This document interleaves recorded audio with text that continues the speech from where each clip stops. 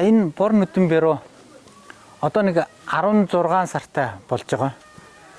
Тэгээ бид нар болохоор 12 сартад нь жинлэхэд нэг 360 кг байсан.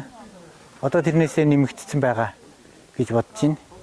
Одоогонд арай хэмжээгүй байна. Тэгээ ерөнхийдөө өсөлт хөгжилтийн үед бол маш эрчимтэй өсөж байгаа.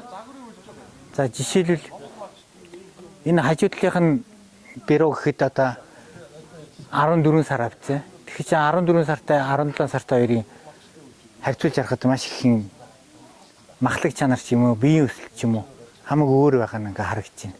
Тэгээ одоо ингэж өсгсөн тохиолдолд яг бордоонд ороход их хялбар болдог.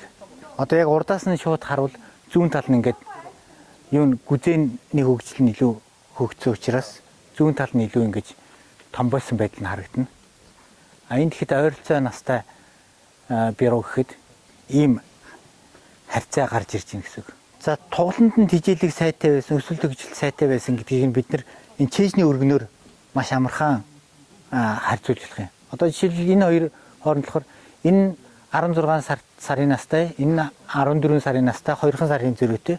Гэхдээ чэйжний өргөнийг харахад энэ бор нүдэн тоглол болохоор бор алдсан тоглол болохоор илүү өргөн цээжтэй. Нэгсэндээ урд хоёр хөлний хоорондох цай маш өргөн.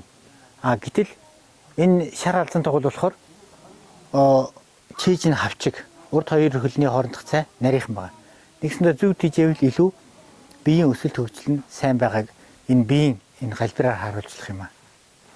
За тэгээд туглаа багаас нь зөв тижээцгээе.